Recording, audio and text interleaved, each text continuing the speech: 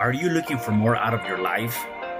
Do you need ideas on how to start new businesses and how to move forward in your own personal life? Well, guess what? You have come to the right radio show. At You Can Overcome Anything podcast show, you will learn and hear from many people from all walks of life who are sharing their challenges, their stories, the habits, and the mind shifts they had to overcome to become who they are today. On top, you will get a chance to connect and see how you can overcome anything by networking and learning about your next move through this radio show. I present to you our great speakers at You Can Overcome Anything podcast show with your host, Cesar Espino.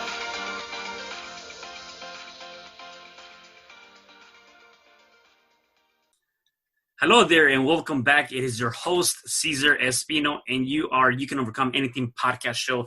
Today I have a special guest. Her name is Bella Verita. Hi, Bella. Hello, how are you? I am doing wonderful. Thank you for being here today. I am so blessed and so honored to be here. Thank you for having me. Awesome. Before we dive in, let me give the listeners and viewers a little bit of your background, and then we can dive into the interview. Okay. Awesome. So Bella has been selling since she was 8 years old. She's taken the natural ability to build a multiple seven-figure real estate company and become a number one business broker in the state of Nevada. She also became a top income earner in a network marketing organization at the tender age of 19. Some may say she has sales in her soul. Her passion to help others thrive in the areas of sales in order to grow, scale, and serve more people has transformed well-known companies like the Boss Babe Empire. She's passionate about helping entrepreneurs connect to their customers, identify potential problems, and solve your sales problems before they are causing you to lose sleep. That's awesome. That's amazing. So I definitely want to know about your backstory. And one, where were you born, and what happened at age 8 that you started to work at such an early age? Yeah, so I grew up here in Austin, Texas, actually, or in Texas. I was born in Houston, raised in Austin, and I grew up in, my dad was in the military. He was gone a lot. When he was home, he was drinking quite a bit, and so arts and crafts became my escape. And so what I did at 8 years old is I would find myself sitting on my front lawn selling all the arts and crafts that I had made throughout the week. And what I learned early on was if you ask people what they wanted and then you gave them what they wanted, you could make money. And so I got into making wreaths. And I would make wreaths for like each season. So we'd have a summer wreath and then like a Memorial Day and then a 4th of July and, Thanksgiving and all those things. So then I always had these repeat customers coming back and buying these wreaths for me. And every Saturday morning I would sit out on my front lawn and put out my table and put out my wreaths and sell the heck out of them. Wow, that's amazing. So definitely got creative even at an early age. And I love that if you ask people what they want and you sell them what they want, they're going to keep coming back. And that's actually very true with a lot of different things, right? And sometimes it comes down to just asking or being able to understand what is it that the customer needs and then finding a solution to solve that need, right? And that's kind of what you did even at such an early age, right? Yeah, absolutely. Because that's really truly, like, I'm in sales, right? And so really and truly, sales is a service, and it's about finding out what a person needs and then giving them the solution to be able to get them from point A to point B. Got it. Yeah, definitely. And so as you grew up, how was your middle school, high school years? Did you continue kind of like that journey of just selling stuff? I remember when I was in high school, I would sell lollipops. I would go to the, I don't know if they have it over there, but I would go to Smart and Final, get that assortment bag, and I would sell the lollipops for like 25 to 50 cents. And I mean, it paid for the bag of lollipops for sure. Yeah, for sure. Yeah, so I did the crafts I pretty much did through middle school. And then halfway through middle school, my parents were going through a divorce again. My parents, both of them, have been married and divorced quite often. And so they each were going through divorces on their own again. And so I actually had a teacher that took me in and, you know, really like loved on me and nurtured me. And when after she took me in, and then I went back home and ended up moving to Austin to finish high school, things were not as easy after that. And I, you know, looked for other ways of love and ended up in relationship with a drug dealer, and ended up and then my sales career took a turn into drug selling for a little while. And I always say there's a lot of really successful entrepreneurs that got their career started in selling drugs, and I was one of them. Yeah. Ended up dropping high school as I was, you know, selling drugs, and then right before my 18th birthday, I was living in a 1-bedroom apartment by myself on the east side of Austin, and I got a knock at the door, and when I answered the door, I was staring down the barrel of a shotgun. And that was the moment that I knew my life had to change, that was not the life I wanted to live. That was not, you know, I believe in God. That was not the higher purpose for me. And so I made a change, and someone actually introduced me to network marketing. And so I got into network marketing right at my 18th birthday. By the time I was 19 years old, I was a top income earner with that company. And then from there, that's when I went into commercial real estate, because that company had shut down.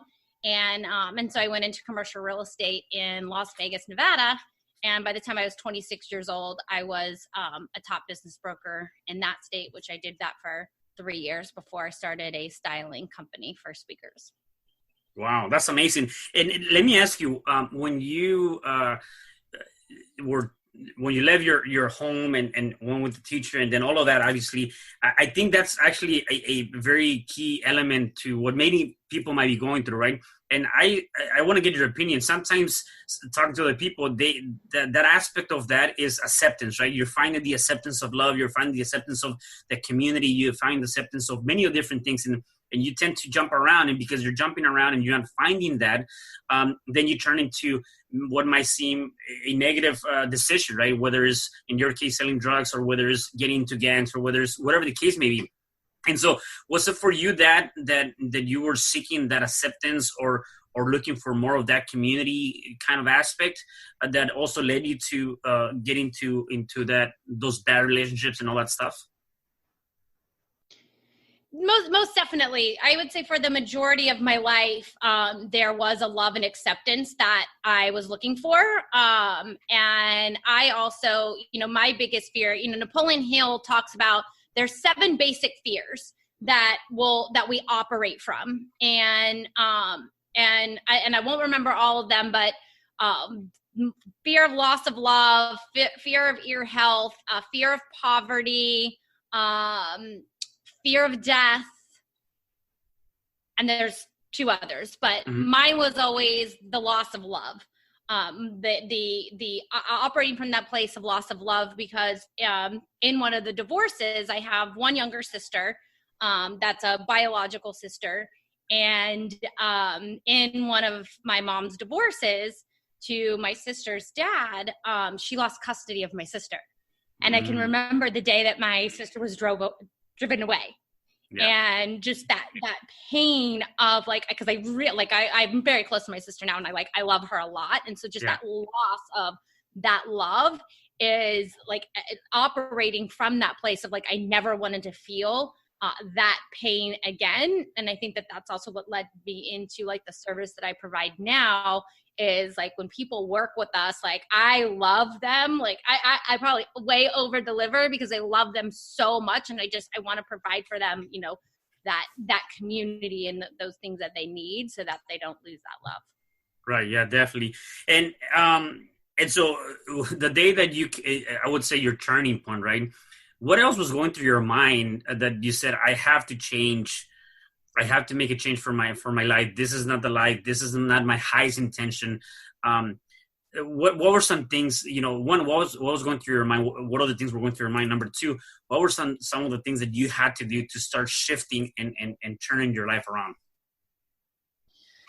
Yes. So I am, I'm probably not like most people. Like once I make a decision, like things will change like that. Like I'm not one that's like, oh, I should make this change. And then like, I'll think about it and think about it and think about it. It's like once the awareness comes, I am super hyper self-aware. And once that new awareness comes, like I'll make shifts just like that. And I remember when I got that knock at the door and, and I ended up, once I called the cops and the cops left and all of that, I ended up, packing my dog and, showing up at my dad's house in the middle of the night. And, and even though like he was a drug addict and an alcoholic, like, he always welcomed me into the house. And so, I went back there and that was when I'd always remembered my grandfather telling me. My grandfather was in sales, my dad's dad. And my grandfather was always telling my dad, like, you gotta get in sales. You gotta make something of your life. And I remembered that. And so when I was at my dad's, when I woke up the next morning and I called my grandfather and, started asking him questions and like, what do I got to do? And like, what does this look like? And that's when I went into network marketing. Because my grandfather, he wasn't in network marketing, but he was a door-to-door salesman. My grandfather is also Jewish. And so, the hustler and knows how to make money. And so, he kind of gave me, and he was a hard man, but he's like, but very, kind. And so he kind of gave me a couple of things and I literally, like, I stayed at my dad's house, I think for a little while, like after that, cause I was just so scared. Mm-hmm. But then the moment I decided I went in network marketing, I went all in and I was just like, and I've always been a person who just like makes decisions. Like even my name is not my birth name. I legally changed my name 5 years ago because I decided I wanted to be a different human being. And I was no longer like in my mommy daddy stories and any of that. Like I get to decide the woman I am. And if I get to decide, then I'm going to just choose my name. And so I've always and that's what I think most people don't realize is like, you can literally change anything. You can literally overcome anything in a moment with a decision. It's just that decision. Once you decide, the universe will line up to support that decision. It's when we're in that indecision that the universe doesn't know how to support us or where to guide us or, whatever your beliefs are, just doesn't know where to guide you. But the moment you make a decision, things will line up to support that decision. And you will get tested on how committed you are to that decision. However, you can literally with that decision overcome anything. Yeah, there's a few things that you mentioned that are actually I know they're very important. Number one is the decision and the choice. You just choosing to do it and really what happened is I think what happened with you is you took action instead of dwelling on that decisions like, okay, is this a good decision? I want to do this. I want, instead of dwelling on that, you went and acted on that decision and that choice and said, I'm going to get to work, right? I'm going to do whatever it takes to do that. So I love that. The second thing is the identity. Like by you changing your name legally, a lot of times we are hung up to our identity. And so you have to understand what is our true our identity. What do we want to be? Who do we want to become? And then start formatting that identity instead of living in an identity that no longer serves you or serves the purpose that you have in this life, right? And so I think when you decide to make those changes and say, I am going to be a new person. So if I start looking future pacing, I start looking at who I want to be in a year, a month, or even tomorrow. What do I need to do today to be the person that I want to be tomorrow, right? And then when you start doing those things, you start creating and making a different identity, right? And so, yeah, that's awesome. Now, in terms of network marketing, just so I can kind of get a better understanding of that, is it like an MLM, multi-level marketing? Right. Okay. So with that, so I think it's actually pretty important, specifically coming down to that choice. With a network marketing, you have to depend on most of the companies are pretty much set up the same way now. I don't know how it was back then when you were in it. Except you have to create 2 legs and you have to grow that. And many people say it's a scheme, is this, whatever the case may be. And I'm in some of them myself, so I believe in them. However, I can already see many people saying, well, it doesn't work. I call 5 people and or whatever, call them or talk to them or whatever the case may be, and they say no, so therefore it doesn't work. So for you, kind of going back to the choice, going back to the action, going back to not taking any kind of rejection. I want to know more about that mindset, because it is not an easy thing to do, and you have to be like committed, even when people say no, or it just seems like it's not working. Yeah. So I would say when it comes to, there is a lot of stigma around like MLMs and all of that. I personally believe for like young people, to start out in an MLM to learn like entrepreneurship is one of the lowest cost investments that you can make in like entrepreneurial education, because most of them are like a few $100 to get started. Yeah. And the platform of a network marketing is like any business, right? Because now I have a sales agency, and like I have a marketing leg, and I have a social media leg, and I have all of these people that all have to have, downlines or employees, if you will, that are all reporting and all like doing things. So the model's not any different than a regular business or, corporate America. So it gives you, just that, and if you can make it in that because of just the stigma around MLM. And also when it comes to network marketing or any other kind of thing that you sell, is you have to have a full belief of the product. So like, at the time it was, vitamins and minerals and there was, and water filters. That's what I sold. The company's not around anymore that I worked for.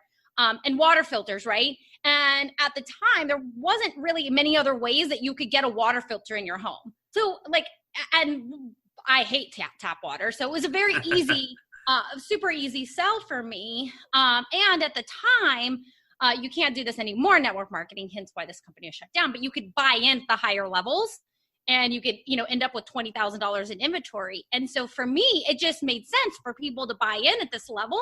And so that's the level I sold people at all day, because it's what I personally believed in.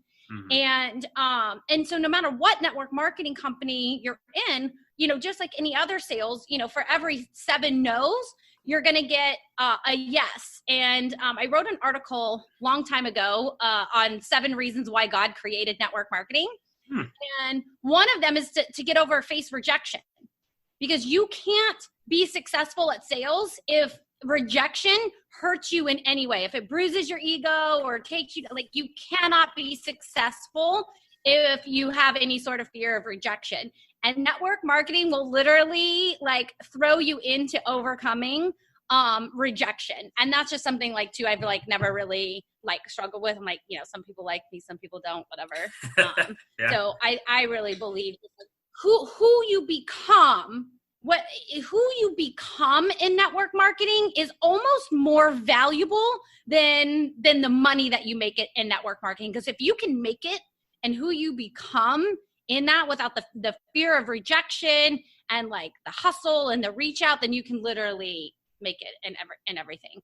And I feel like you asked me another question in that question. I don't know if I answered everything, but I think you did. I know it was just like some of the things that you had to do to really just continue to, even with the rejections, and because I know you're going to get a lot of that, you're going to get a lot of the no's, a lot of that stuff. So like, what are some of the things that you prepare yourself or you do to prepare yourself to have a thick skin and continue to do it day in and day out? Because I think that's the biggest challenge that many people might have when it comes down to getting to either network marketing or any kind of sales for that matter, right?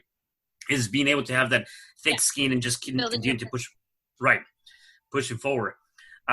So yeah. Can I give another secret to that too? Yeah, please. So the other secret that, because to build your business, for anyone who's an entrepreneur, to build your business, you have to sell your services or your products. So it all comes down to sales. But the other thing with that is just like, I had so much fun with it. Like, I have fun with rejection. I have fun with being told no. When someone tells me no for anything that I'm selling, like, it's almost like I play a little game with myself. Well, how do I get this yes to a no? Like, I don't take it personally at all. It's almost fun for me. And I'm like, okay, let's play with this. And so I think that that's the biggest thing, too, is like that no is not personal, and like, have fun with it. Have fun. Like, okay, so I got to know, like, now I need to ask 7 more people, or however it is that you can make it like fun. But I think the more you make like sales and recruiting or any of that stuff fun, like the easier it becomes, and it's not so heavy when, you know, someone says no. Yeah, I like that too. And I like you said it earlier. You have to love the product or believe in the product that you're selling, because then that also makes it more enjoyable. Like when you believe in something, it doesn't matter to what you're getting a no to. You're gonna go on and say, okay, well, this person, it might not be the fit for that person. Let me go to the next person, because you believe in that product. And making it fun is actually pretty awesome. I think Les Brown, he used to do sales, he used to sell TVs too, and he actually did something very similar where he was getting so many no's, and then he started making that as a game. He said, I'm going to get the yes sooner than later. Yeah. So I didn't take it personal. I didn't, I just play along with that game until I got the yes, right? And so once you start putting that into perspective in anything, it's just going to, work a lot better for you, right? Absolutely. So are there any specific things that you do now to kind of keep you moving or going on your day-to-day? Are there any habits or rituals or things that you do on a daily basis? Yes, absolutely. I do a Joe Dispenza, like future meditation every single morning. Like before I even get out of bed, before I go pee, usually like the moment I wake up, then I'll roll over, I'll grab my phone, I'll press play on the meditation, and it's about 25 minutes. And it's all around like just like visual, like, who it is that you want to be, your future self, like, and programming neurologically your body for who it is that you want to become. So that's the first thing I do every day. And then every morning when I sit down at my desk is I do my gratitude journal and my I am statements. Just giving a lot of gratitude for anything from the day before. And then I do I am statements every single day, because I notice if I don't, I fall into old ways of thinking. Because there have been times in my life where I've had, very challenging times where, I haven't known where I was going to live or how I was going to eat or how I was going to pay rent. And when I look back, those times are times when I wasn't doing my affirmations, and I write them out every single day, because the way that I grew up and who I want to be are not matched, and who my parents didn't show me the way. My mom is 70 years old, lives in Las Vegas, just got a layoff letter. My mom's 70 years old, and there's no way she can't live on her own. Like she doesn't have enough money to live on her own. So now I'm like, okay, I'm at this point going to take care of my mom for the rest of her life. Right. Because she didn't set herself up. And so it's like, and she wouldn't have been able to do that for her mom. And so it's literally like, I'm changing the paradigm and the legacy of my family. And it takes daily commitment, because if I fall off like one day, and and life happens. So like sometimes, I'm not, I would say 80% of the time, we'll go with that, not 100%. But if I fall off that, or if I fall off it for a consecutive amount of time, then I will fall back into old patterns and old way of thinking, because it's not 100% who I totally am. So it definitely takes commitment, and it takes work in who I want to be, or I'll find myself right back where I was. Yeah, no, that's awesome. And one thing, going back to the neurologic that's going on, and I love that. I love Joe Dispenza. So, for the ones that are listening, right, your brain is composed of, the conscious mind and the unconscious mind. So it is very important, I believe, that you start programming your mind with the right thoughts, the right ideas. So by listening like to that meditation, or by listening to the right type of programs, like this podcast, or like or like listening to like good music, or things like that are gonna put you in a different frequency or in a different state of mind, is what you want to do. Same thing when you're watching something, like it has to be like, I don't watch TV anymore. I kind of cut that off, because there's so much negativity, so much stuff going on that again, I want to be feeding my mind with the right program. So anyways, that's, I think, very, very critical when you do that. And then I love about the gratitude journal. I've talked to so many different people, and they do that because at the end of the day is being grateful about just anything in general. And I started doing that not too long ago, where I at least write down a few things when it comes down to gratitude. And it could be as simple as, I'm grateful for waking up today, or I'm grateful that I can actually take a walk, around the block, or something to that. It doesn't have to be nothing major. It's just being grateful and understanding the surroundings of your life, right? And in terms of your I statement, so you write that every day, right? You do that every day. How long? 80% of the time. Got you. Oh, okay. 80% of the time, because I'm thinking about that, and I started earlier this morning than I normally do, so I haven't done it yet today. So I don't have of integrity with my word, but I would say 80% of the time, and mostly during the week. I don't always do it on the weekends either. Yeah. But, and I was gonna ask you, like, how do you, what do you do? Like, let's say you have to do something today. You have this thing scheduled to do in terms of your self-development or just working on yourself, right? And we, like you mentioned, and I've been through this before, where we as human beings, we can have down moments. We can have, a downfall or something like that. And sometimes you tend to, like, go to the easy route, whether it's, I'm just not gonna do anything. I'm not gonna, change. I'm gonna pick up a bottle of wine, or whatever the case may be, something that is not something that you normally do, and you fall into that habit. Is there something that you do to snap yourself back into the other side, where you have to continue to push forward? Are there anything you do? Yeah, I would say, as far as like my routine things, because I have like 4 or 5 things I do, and if I have a down day, then like sometimes like I'll just choose one. Like, okay, I'm not going to do all the things, but as long as I choose one, then I'm staying on path. And then I also, like, if I don't feel like doing anything or stuff, I'll go outside and do some sort of exercise. I live in, Texas, so I can pretty much go outside any time of the year. Yeah.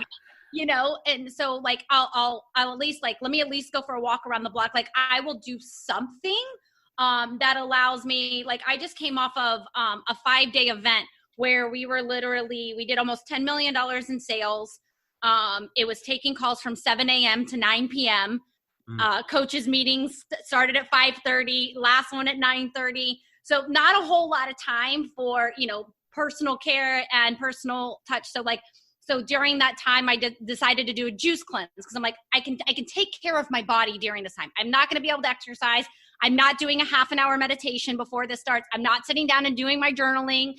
None of that is happening. The one thing I can do is take care of my body. The best thing I can do to do that is to do a juice cleanse, because my body's still getting the nutrition that it needs. I'm also not being fatigued from eating and all of that. So like, I'll literally just what's one thing that I can do that just take out of all the things I do to take care of myself. If it's really busy or there's a lot going on, what's one thing I can do? Yeah, and at least do something, right? I mean, because that'll keep you kind of in that flow, right? When you let all of that go, then you're definitely, possibly going back to your old habits. I used to have, so I will share this story. So I went through a miscarriage last year, and it took me about 2 months to recover from that. And I went a very long period where I wasn't getting out of bed. I wasn't doing, I went into a depression. And so to get myself back out again, like gamifying things, right? To get myself back out of it, like I finally was like, okay, like it's been 4 weeks. I've been in bed. I've cried. Like, it's not going to change the situation. So I literally got out a piece of paper and I wrote the 7 things that I usually do to take care of myself: my journaling, my exercising, my meditation, like all of kind of my self-care things. I put them all on an easel pad piece of paper, and I bought myself some stars, like when in grade school when you get stars.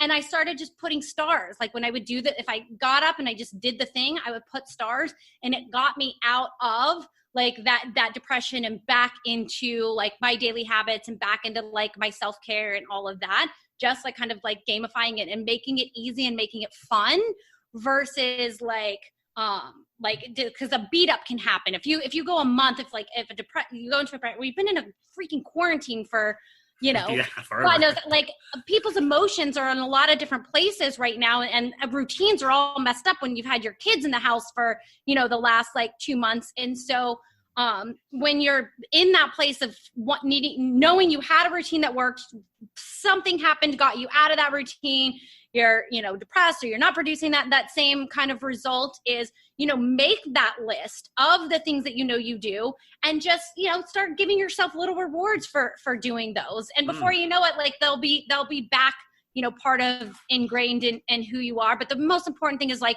you don't want to stay and beat up, like, Right. I don't do these things, like, because that will never work. Yeah. And that comes down to self edification. You're edifying yourself too. So, you can do that yourself, and instead of waiting for somebody to edify you, edify yourself by doing that. And it goes back to also the words do matter, and what kind of programs you're telling yourself. So instead of putting yourself down, like, compliment yourself, right? And do something to that aspect. So yeah, and then in terms of do you do like any kind of a planning? How do you plan your days? Like, do you do it on a phone? Do you do it on a notepad? Like, do you create tasks on a daily basis, or how does your day go? So all of my appointments are in my Google Calendar. Okay. But I am a pen and piece of paper checklist person. So every morning I look at, like, my Slack, or, I have a head of operations, and so I literally, like, I have my old pieces of paper, like, I'll literally write down. I have to handwrite things. I handwrite them. I put little check boxes because I get a lot of satisfaction. Yeah, you get it. Yeah. You get a lot of satisfaction. You're checking off a box, right? Right.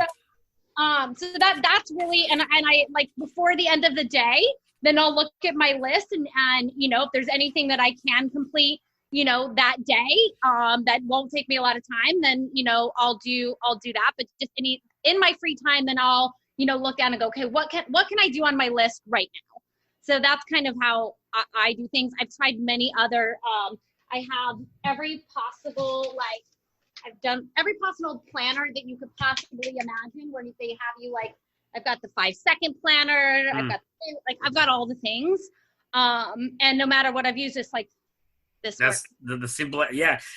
Jim Rohn talks about it too. And he said, just write things down, and the way the mind works too, it goes back to that, is that satisfaction. Like, I completed something. When you go back and you check off, and, put a check mark on that square, it just makes, your brain and the way it works, it makes you feel like you completed something. It's a set of accomplishment, right? So, which is awesome, and I love it too. By the way, most of the people that are very successful, Richard Branson, a bunch of other people, they actually carry a little notepad with themselves to write things down throughout the day. It's a good habit to have, and anyways, I love that. So you have a few things that you can, some resources, right? You have a how to hire a no-cost remote salesperson. Can you tell me more about that?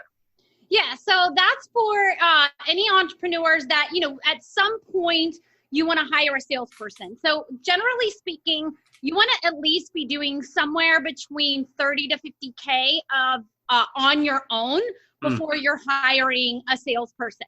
And so in this formula, in this report, it shows how you can actually hire a commission-based salesperson. We have a formula that we put in there, everything that you need to do, all the processes that you need to have in place before you actually hire a salesperson, because an entrepreneur doing their own sales is a lot different than hiring a salesperson that does this. There's a lot of processes and systems that you want to have in place before you hand that off. So that report helps entrepreneurs just basically set themselves up to be able to hire a salesperson. Awesome. And then what about this? How to land a 6-figure remote sales job in any economy, especially like something like right now? Yeah. So that report is all about, like, how you become a remote salesperson. So even before COVID is, a lot of businesses were going online. Now more than ever, businesses are online. So people are looking for remote salespeople. And so we actually have a training program that trains remote salespeople. I've been busier in the last 45 days. I basically probably doubled, if not tripled, my revenue in the last 45 days. with job placements, with placing people in sales jobs than in the last year and a half of my business. And so that report is, for people that are looking to get into sales. So I want to be super clear. It's not for entrepreneurs trying to get better at sales. There are a lot of other people that teach that. I specifically teach people how to be good at remote sales so that they can get a remote job, so that they can work for somebody else. Like, they maybe don't want to do the entrepreneurial life, but they love sales. They love helping people. And so this report is like, how do you find those jobs? What do you got to do to get those jobs? Wow, that's awesome. I got an email yesterday, someone looking to hire eight new sales reps. And I'm like, okay, let's do this. Wow, that's amazing. No, that's awesome. And I love what you said too.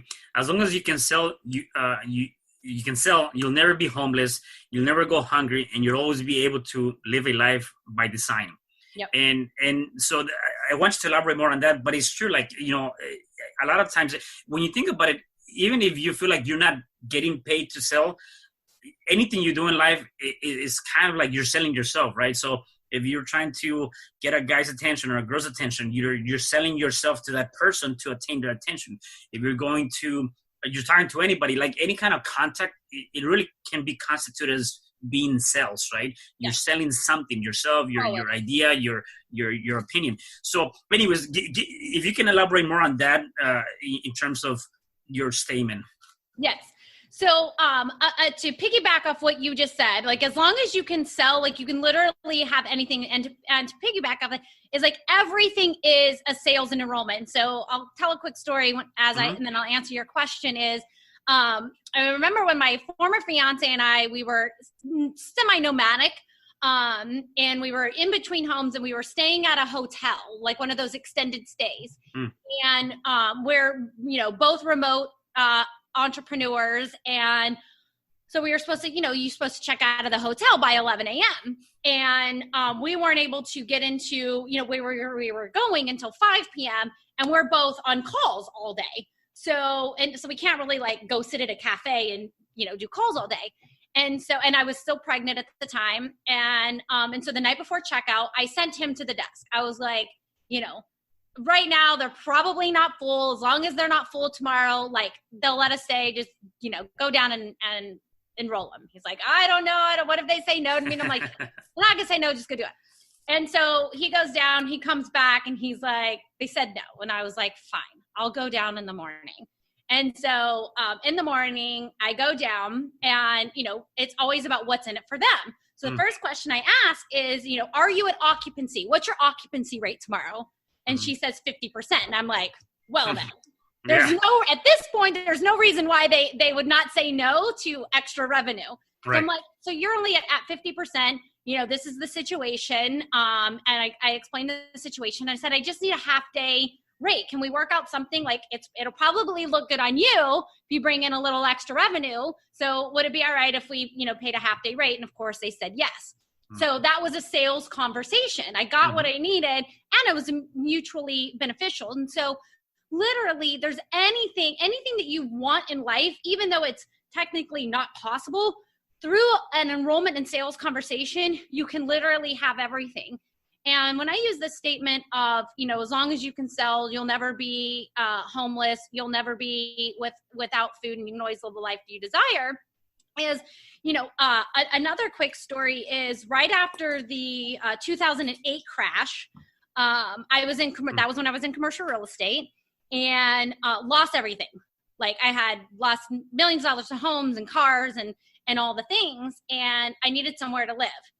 I ended up negotiating. One of my friends was moving out of her house. It was a 4-bedroom, massive house on the golf course, gorgeous home, and ended up, she was going to let it go into foreclosure. And she's like, you can live in it as long as you pay the associations. You can live in it until it goes. So I negotiated living in this 4,000 beautiful square foot house on the golf course for $300 a month. Like, you can negotiate where you want to live. My house I live in now, like, I negotiated, like, everything where you want to live.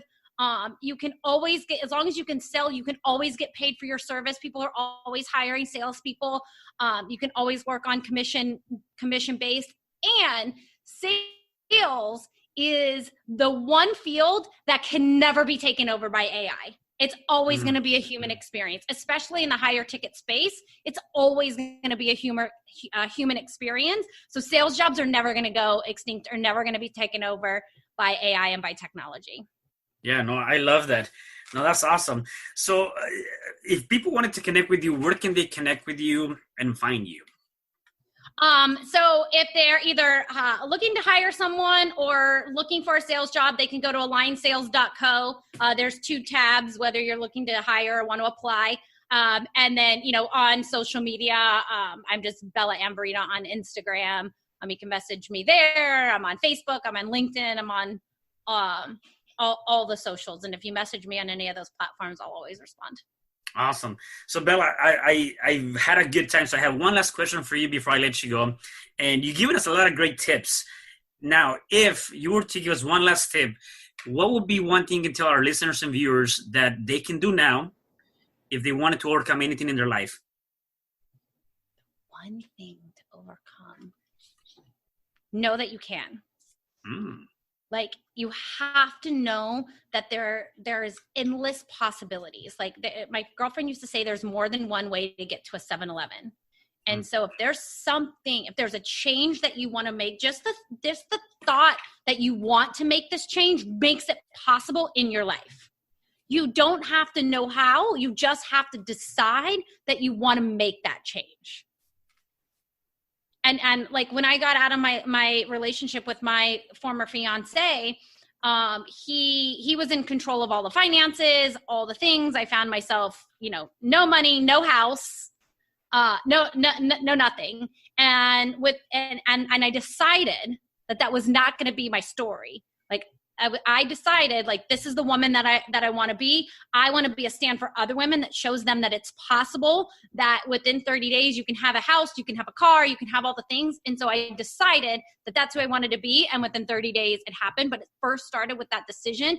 And I didn't know how it would happen, but I just knew if I decided, like, this is just, and I did the Joe Dispenza, like I was seeing it, like, this is the woman I want to be. And I was just committed to being that woman.